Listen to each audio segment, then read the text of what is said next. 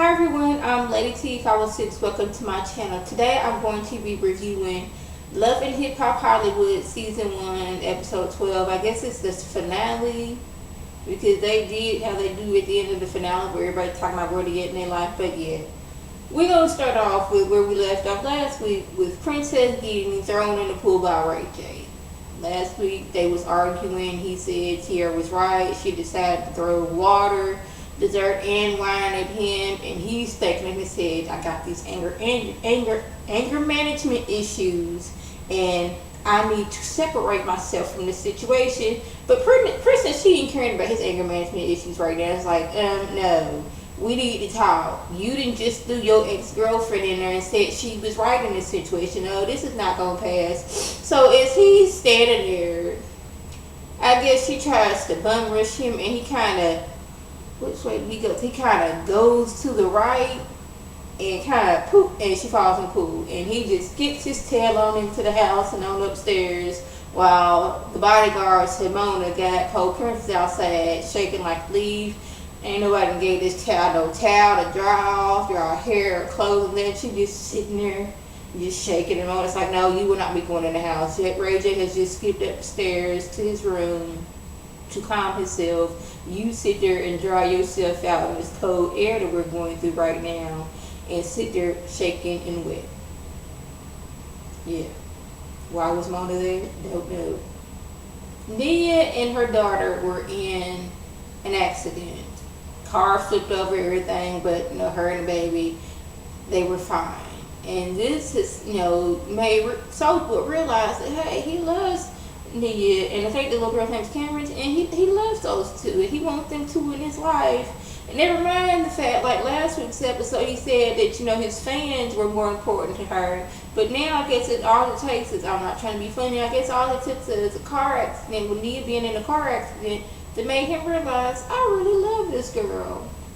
Maybe I should communicate more. I don't want to lose her. I don't know, their story, them being together is just like teenage love. Like, they think they in love, but they not.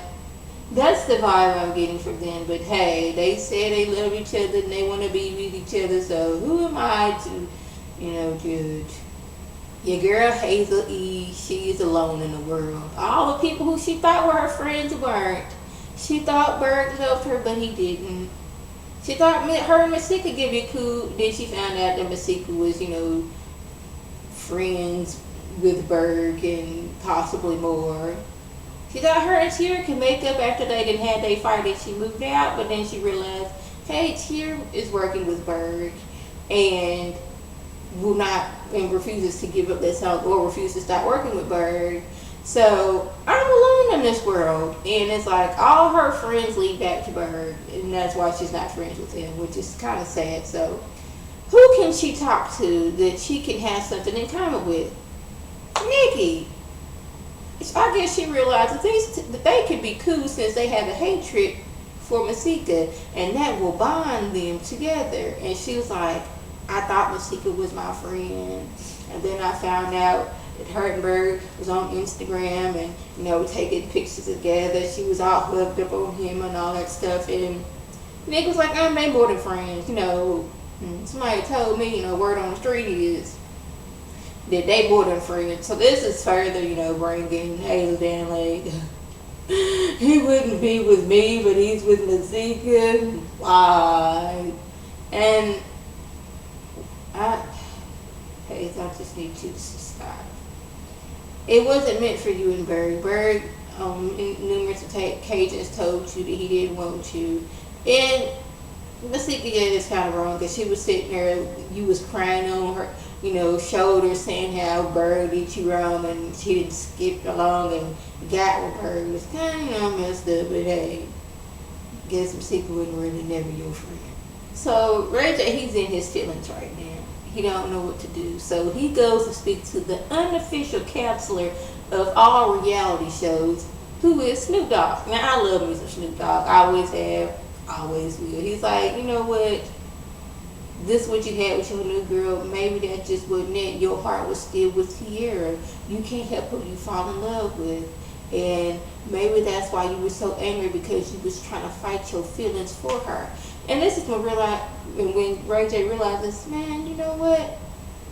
I do still love Tierra. We ended things wrong, but she's good with my family. I still love her. She's always had my back. Yeah, she's a little bit crazy and like to fight, but I love her.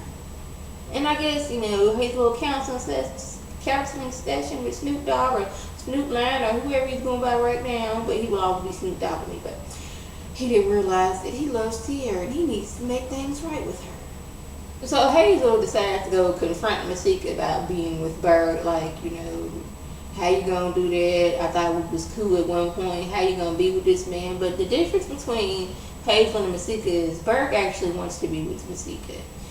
He said, I want you to be my boo. I want you to be my one and only. He's never said that to Hazel. He's like, no, I got a girl for every day of the week.